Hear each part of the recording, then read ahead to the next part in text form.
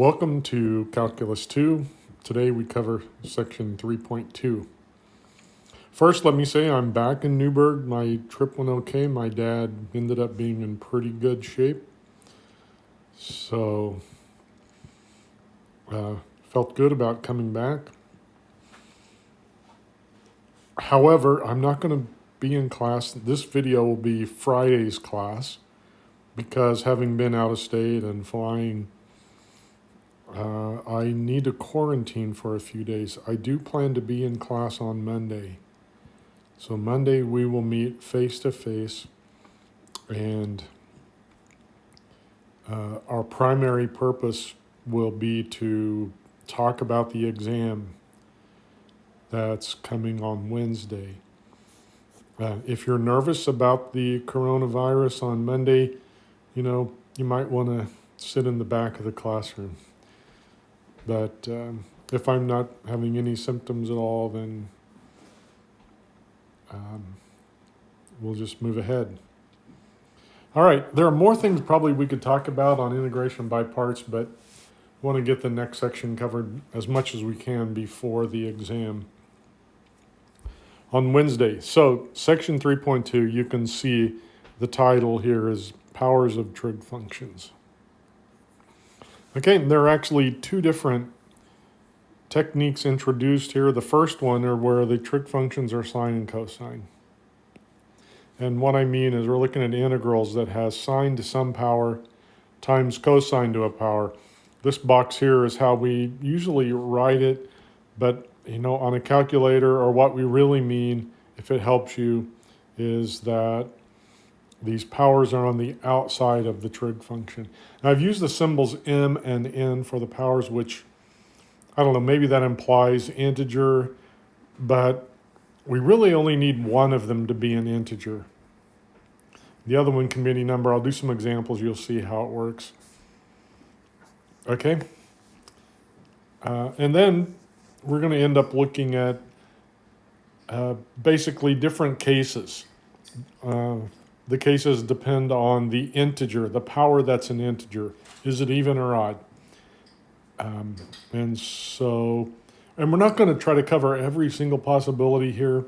Primarily, I want us to get some familiarity with the kind of integrals we're going to see later. There's one or two of them in particular that I want to really emphasize now, because we will see them later on, and I want us to not hesitate when we see them. Say, oh yeah, we solved that problem, and we can move on ahead.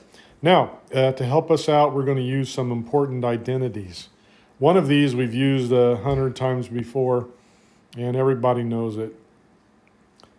Probably, if a guy is only going to know one trig identity, that's the one you ought to know. But of course, we're going to know more than one. And it has a name. It's called the Pythagorean identity. Now, a kind of an identity we haven't talked about, which is going to play a role here, you'll see how it works, is the double angle for cosine. Now, sine has a double angle identity, and so does tangent, but we don't need those. You'll see why when we work our way through chapter 3, section 2. But we do need the double angle identity for cosine, and there it is. I don't know if you remember, in your pre-calc, there are three ways to write the double angle identity. And you know what? I wrote the wrong one. Let me fix it. I mixed up two of the three ways.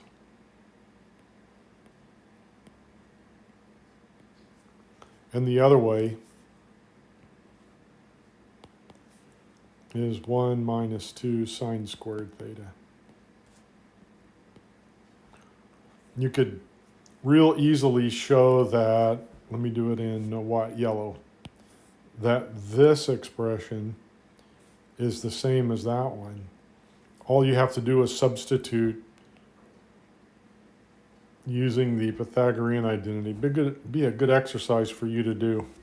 But I'm not going to do it. I'll leave it up for you. That's not calculus, that's pre-calculus. All right, so let's just take a look at a real simple example. In fact, an example that we actually learned how to do last semester. I just want to use it to get us started, and then we'll look at new ones. And in particular, I want to emphasize the fact that only one of the powers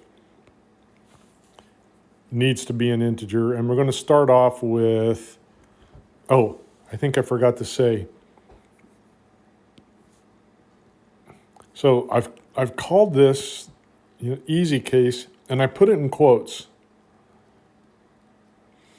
Okay, and I'll explain what I mean by that.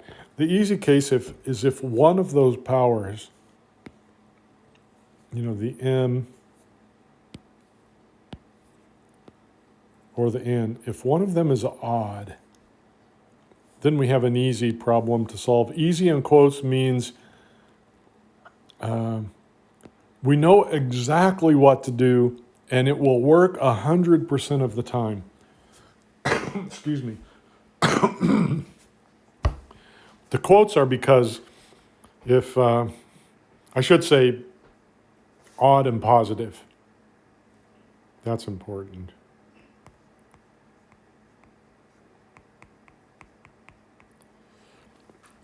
So if at least one of them, m or n, is odd and positive, then we know exactly what to do, and it will work 100% of the time.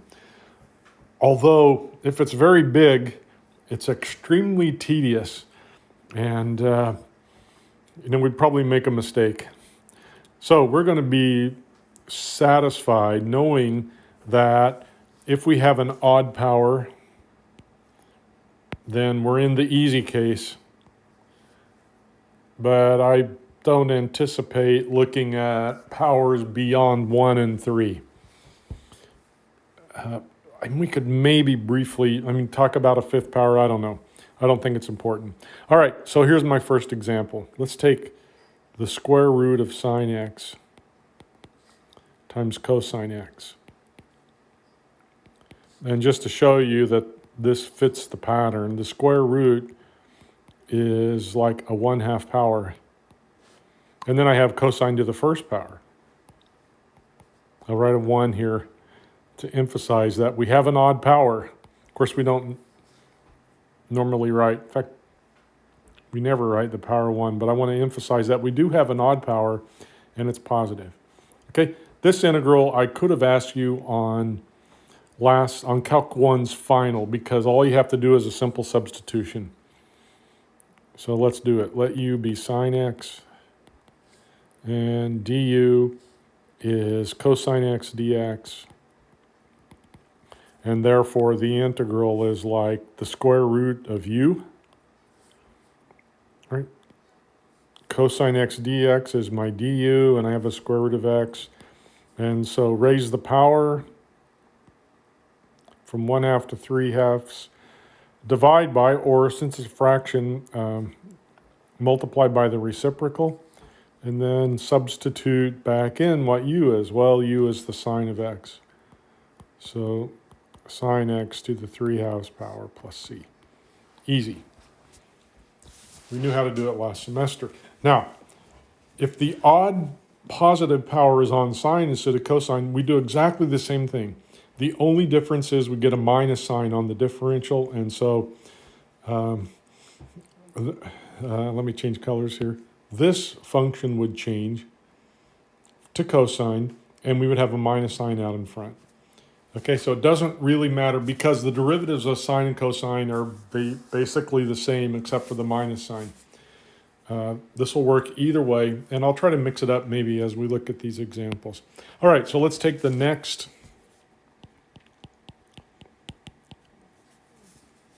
positive odd power, and I'll flip the sine and cosine around this time. Let's say sine cubed,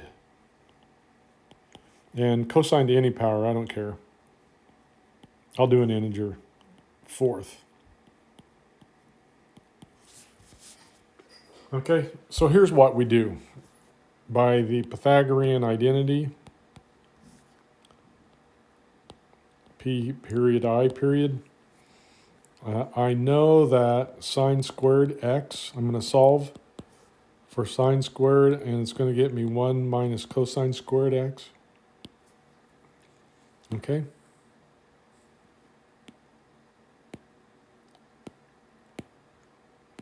go away. So now we are going to peel off two of those three signs that we have.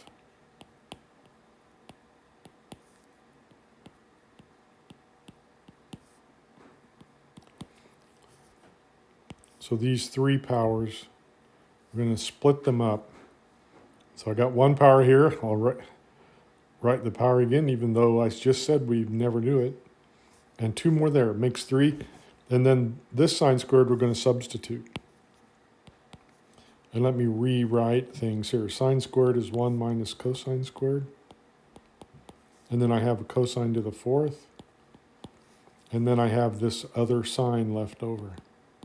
And hopefully you can see how this is going to work out.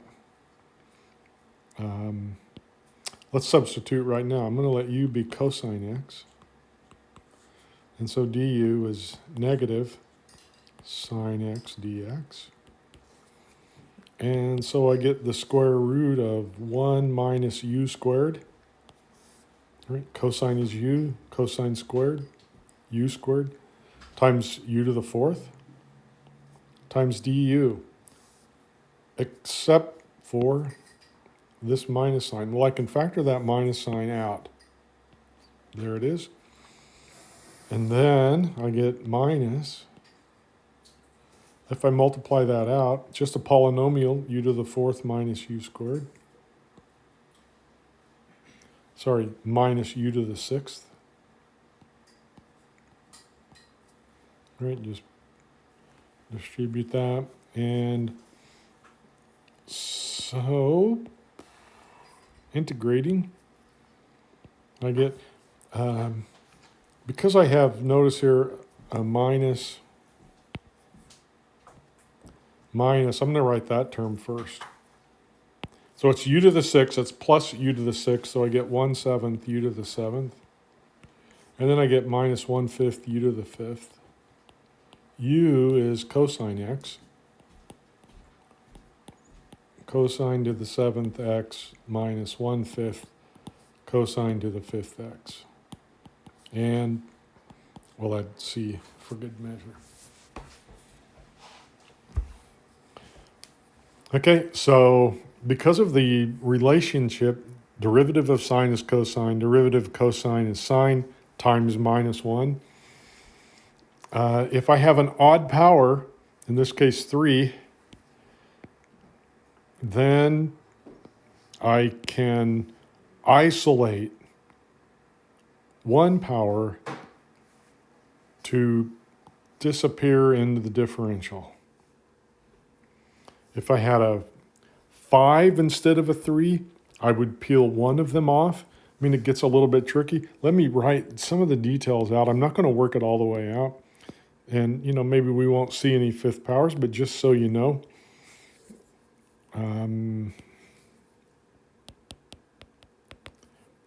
So now let's say, not that. I always like my sine. Go first. Sine squared x, cosine to the fifth. So I'm going to work this part way until you can see how it's going to go.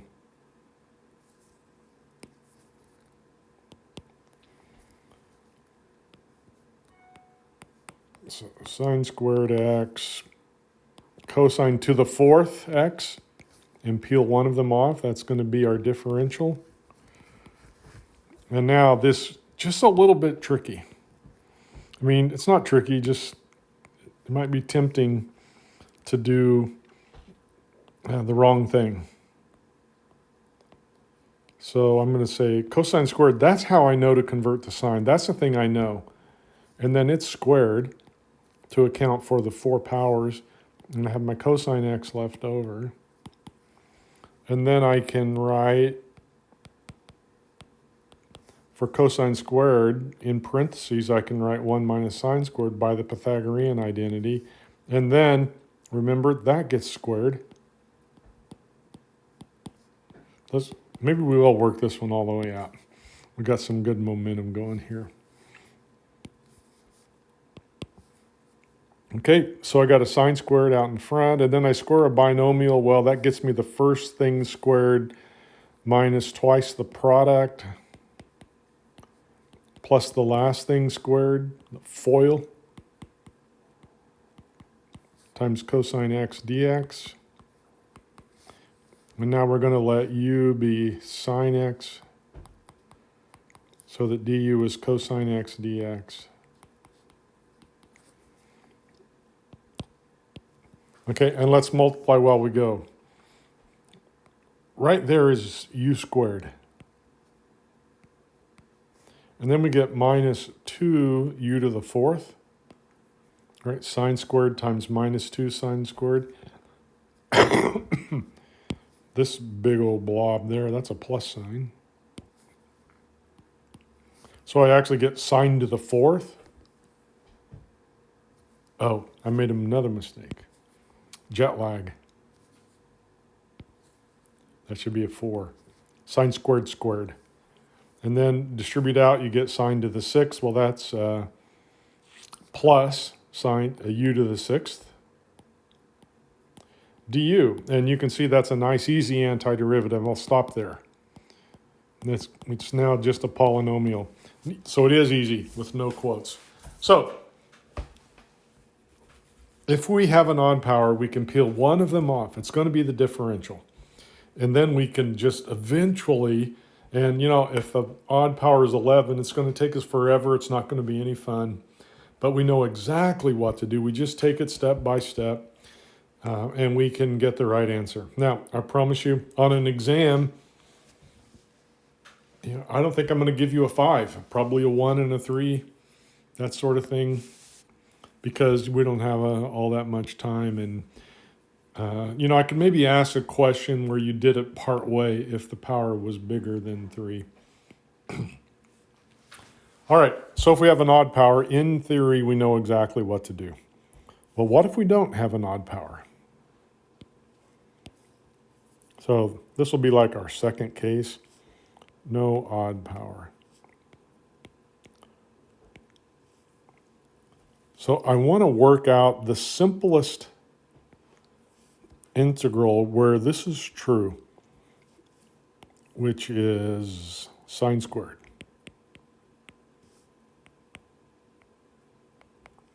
Okay, this guy is important. First of all, it's not obvious. If you think it is, you're wrong. And it's important. This is the one I referred to earlier that we're going to see over and over. In fact, I'm going to show you how to get it. We'll derive it. And then I'm going to strongly encourage you to memorize it so that in the future, we can just, boom, write it out. We're going to memorize it. And also, cosine squared is going to be an important one, but it's going to be real easy once we figure this one out. Okay, I said it's not obvious, and maybe some of you are thinking, well, it should just be cosine squared. And it's not cosine squared. And you can prove it by taking the derivative of cosine squared, and you'll see the chain rule, it's not going to get you sine squared. So this is an interesting, you've heard me say before that antiderivatives are kind of fun because most of them are not obvious. Yeah, we got to be creative. We got to think about it. Okay? And so here's what we're going to do for this guy right here. Remember the double angle identity, and I gave you two forms of it. This is the one I want to use. Cosine 2 theta equals 1 minus 2 sine squared theta. It's called a double angle because, on the left-hand side, we have 2 theta. On the right-hand side, we only have theta. So it shows me how to write a double angle cosine in terms of a single angle. I can cut the angle in half. Okay, and no doubt you worked with it in your pre-calc. You're familiar with it. Maybe you didn't have it memorized, but that's okay. I reminded you of it. Now, let's solve that for sine squared. So I get 2 sine squared theta equals 1 minus cosine 2 theta. And so therefore sine squared theta is 1/2. Divide by this 2. 1 minus cosine 2 theta. All right. Now look what we've done. I've said that I want us to find an antiderivative of this function. We don't know one. And I've told you it's not obvious. But look what we were able to do. We're able to take that function whose derivative we don't know and write it in this form whose, did I just say derivative? I may have. Let me say it again. We take a function, sine squared x, whose antiderivative we do not know, but through our knowledge of identities, right over here, we can write that function in terms of an expression that we do know the antiderivative for. Okay? Pretty clever of us, wasn't it? So let's utilize the double angle identity. We're going to go from this guy right down here. That is, I'm going to replace sine squared. You know, identity means for every single real number theta, these expressions are equal. So I can write it whichever way I want. So I want to write it like it is on the right-hand side because we know the antiderivatives. We can get them. We have to be just a little bit careful, but we can get them. I should go back to my original variable x for this problem. So first let's take the 1/2 out. And then I get the antiderivative of 1 minus cosine 2x dx. And that is 1/2 times the antiderivative of 1. Well, that's just x. We'll take it slow here. Minus the second integral. Second piece of that identity.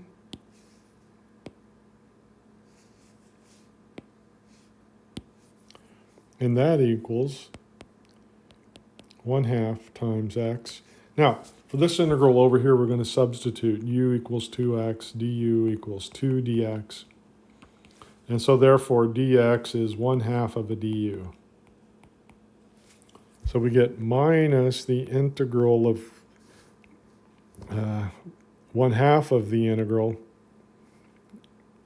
cosine u du. Okay, this 2 is non-trivial. We have to deal with it. We can't ignore it. We cannot pull it out. That's not true. Cosine doesn't satisfy any properties like that. But we can substitute it away just like we did over here. Okay? And now look. We've got our antiderivative. 1/2 x minus 1/2. The antiderivative of cosine u is sine u. But remember, u is 2x plus c. Now let me write the original one. This is the one I'm asking you to memorize. Red will get your attention. Blue will get your attention. Green will get your attention. Yellow.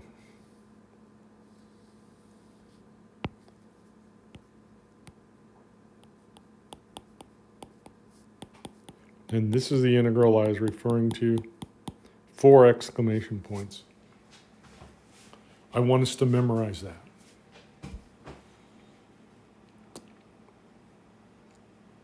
So when we see it in the future, just boom, we can write it right out. We don't go through this derivation. We remember we worked it out and we paid attention. We boxed it up with 4 different colors so that we would remember. And then we said we would memorize it. All right, I'm not going to go through the details for cosine, but I'm going to show you the result, and you'll be amazed. The integral of cosine squared x dx is 1/2 x plus 1/2 sine 2x plus c. Okay? And that deserves to be boxed up. And, you know, if sine gets 4 colors in terms of equal treatment, cosine gets 4 colors. So it's fairly amazing and maybe even a little bit hard to believe.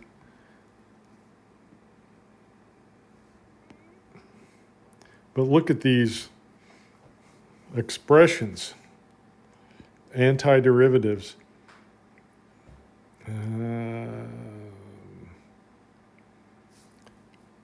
So when we had sine squared, we got this. By the way, we're going to memorize both of them.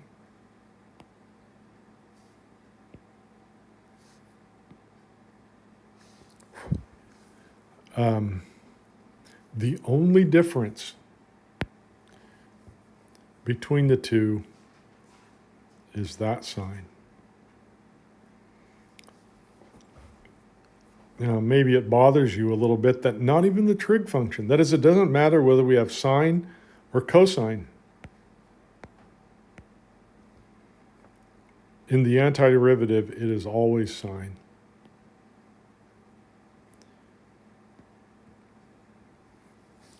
So if you think about it,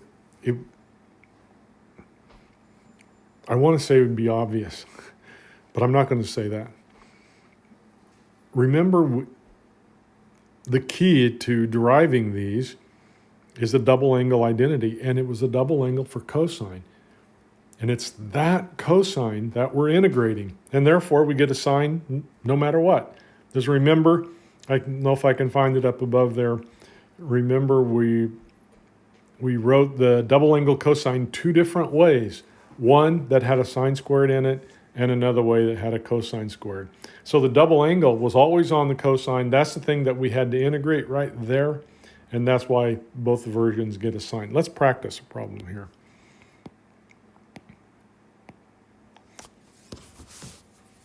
All right, something like this. I like black. Let's find the value 0 to pi over 4.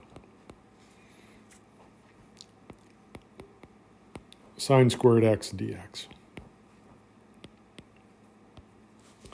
All right, this is a definite integrals. I'm going to use the fundamental theorem.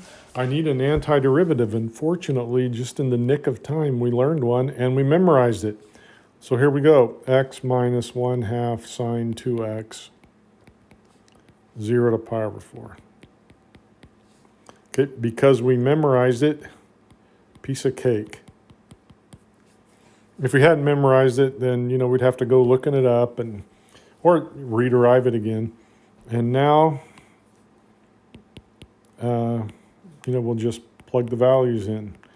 Pi over 4, 1/2 sine 2 pi over 4 is pi over 2.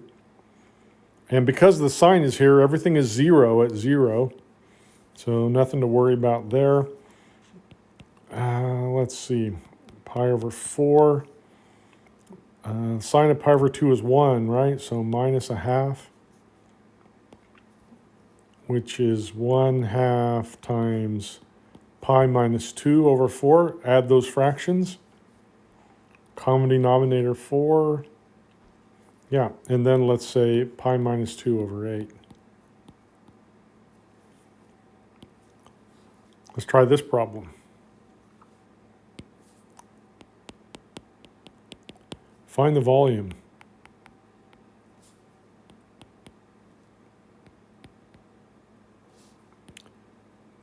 When the region under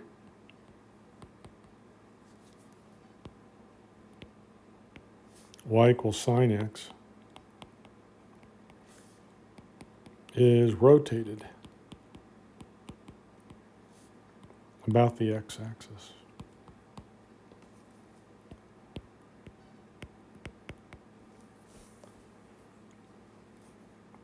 I need to give you some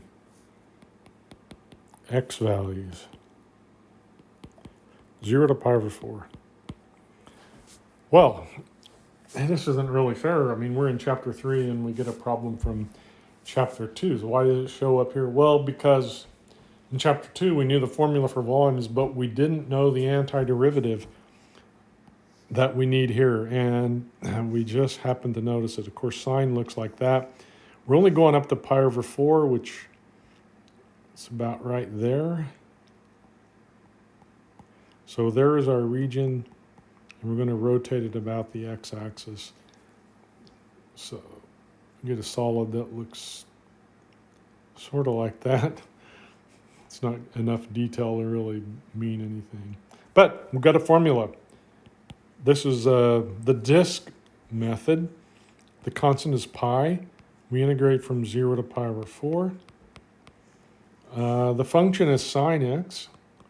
But the formula, we remember from chapter 2, it says we've got to square it.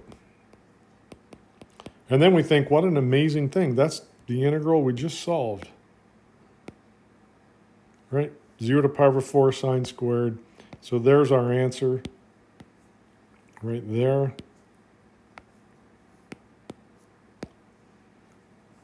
We have an extra pi here. And I slid the answer too far up there. Pi minus 2 over 8.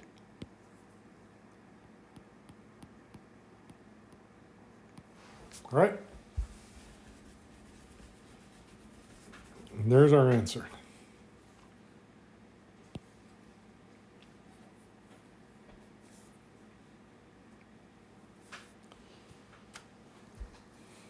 So that's sines and cosines. One more example.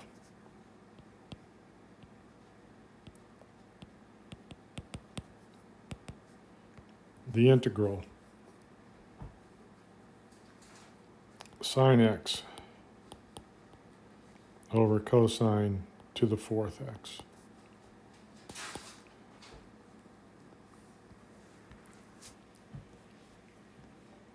Again, we could do this in Calc 1. It's a straightforward substitution. I want to show you that it fits the pattern that we've learned. That is, I have sine to an odd power. Excuse me. Times cosine to any other power. Happens to be minus 4 here. So we have this odd sine to be the differential. And so if I let u be cosine, then du is minus sine. So there's the minus. And then I'm going to just get, see if you can follow with me, raise the power by 1, divide by the new power. And so we get 1/3 cosine cubed. Okay, so it looks different. I just want to point out that it really is the same form as the ones we've been working on. It could get interesting if the odd power was 1. Maybe we'll save that for the homework. All right, which brings us up to the other possibility. Actually, let me pause and reset the things. All right, the second case we want to talk about powers of secant and tangent. And this is as far as we'll go. I think we don't, if we know how to do sines and cosines and secant and tangent, we don't need to talk about cosecants and cotangents. We can just convert them to one of these other forms. Okay, and it turns out, why don't we do tangents and sines? Well, it turns out that they tend to, the integrals that we see, they happen to get paired up in the way that we're seeing. At least it happens more often than otherwise. And when I finish here, I'm going to outline a general strategy that we can take. I'm not going to be so scientific here with powers of secant and tangent. And it's a little more complicated because the derivatives of sine and cosine are basically the same thing, the other function. There's a minus sign on one of them, but the functions aren't more complicated. Derivative sine is cosine, derivative cosine is minus sine. For tangent and sequence, it's different. And I've reminded us here, hopefully I didn't need to, but I did. The derivative of tangent secant squared, the derivative of secant, tangent secant. Okay, so for sines and cosines, there was a sort of symmetry. I said if there is an odd power, then the problem is, quote, easy. And it didn't matter whether the odd power was on sine or cosine because of the nature of the derivatives. Here, it's not so simple to say if the power is odd or if it's even, because the derivatives are so different. And what will work for one power on the tangent, if we just flip the powers from tangent to secant, that probably won't work, focusing on the secant because of the difference in their derivatives. We also are going to need a Pythagorean identity occasionally. I can convert the Pythagorean identity that we used for the first case. Just divide through by cosine squared, and we get tangent squared theta plus 1 equals secant squared. I'm sure you've seen it before. A fundamental identity in your pre-calculus classes. So here's an integral, which actually for sine and cosines would be a very, what's the word I want? Well, it'd be a mess. We could do it. We would have to use double angle identities and multiply it out and then use another. I don't want to go into it. But it's super easy here if we remember these derivatives. So you can see, look in there and you can say, oh, look, if we just let u be the tangent, I can see its derivative sitting right there, just waiting to be used. Secant squared x dx. And so this becomes just u squared du. 1/3 u cubed, u is tangent. That easy. Okay, and again, if you can see this derivative relationship, that's a Calc 1 problem. All we did was substitute. We didn't have to use a fancy identity. We just had to substitute. Let me see if I can come up with a more interesting problem where we wouldn't really have been able to do it in Calc 1 because we hadn't really ever thought about using this identity. So give me a second. So let's see if we can make this one work.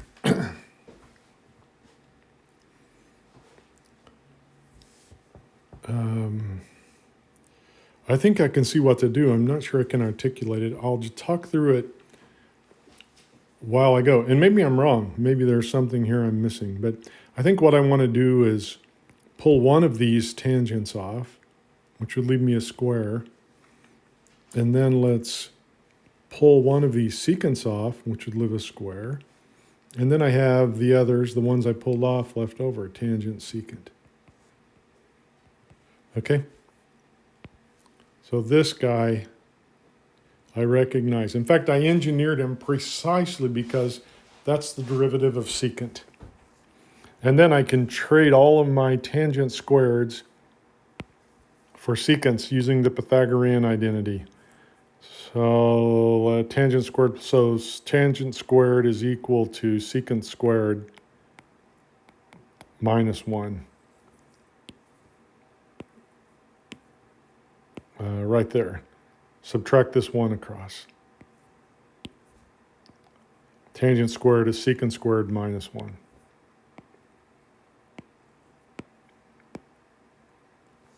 Okay, and then I have a secant squared. And then I have a tangent x secant x. Kind of a sloppy one. So now I just let u be secant. Come on, pen. And du is tangent x secant x. dx. So I get the integral u squared minus 1 u squared du. See how that works? Which is u to the 4th minus u squared, which is 1/5 u to the 5th. U is secant. minus 1/3 u cubed. U is still secant, he said.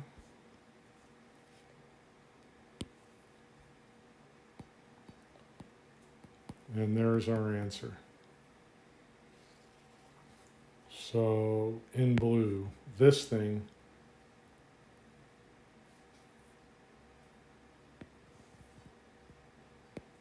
has that antiderivative. Okay, so there's probably other ways you could look at it too. Yeah, I don't see a good way for this one. Okay, I promised you when I was all done here, I would give you kind of a overarching guideline. So this is for the second case. Back to black. So with tangents and secant, if you do not get a good idea, and before too long, we don't spend too long on it. If you don't come up with a good idea, you might try some things, but then my advice is to convert it to sines and cosines. So we're just more comfortable because, like I said before, the derivatives are so basically the same. Derivative sine is cosine. Derivative cosine is minus sine. It makes them easier to analyze. Now, there can be some hard cases. We didn't come anywhere near exhausting all the possibilities. And even the next more complicated case that we didn't talk about, sine squared times cosine squared, that's a pretty tedious one. We can do it. We just use the double angle identity, I think, 3 different times. And it looks pretty messy. So, no guarantee we have a picnic if we convert to sines and cosines. But that's what I always do. And, if you look at the textbook, they'll be a little more systematic about how to handle tangents and secants. And, we're not going to see them very often. And I just like to kind of give myself an open mind so I can look at, go away. So you can kind of look at, what we have here. And I know what my tools are, the derivatives and the Pythagorean, and see if I can't imagine a way to get a really simple antiderivative. All right, that's my longest video lecture I have made. And if you watch all the way to the end, then, if you send me an email with a Valentine's message, then I'll increase, it doesn't have to be real sentimental or anything. But I just want to see who all watched clear to the end. Send me an email with a Valentine's message, or you could text that number I gave you. Then I'll bump one of your homework exercises up a little bit. All right, good luck. Have fun.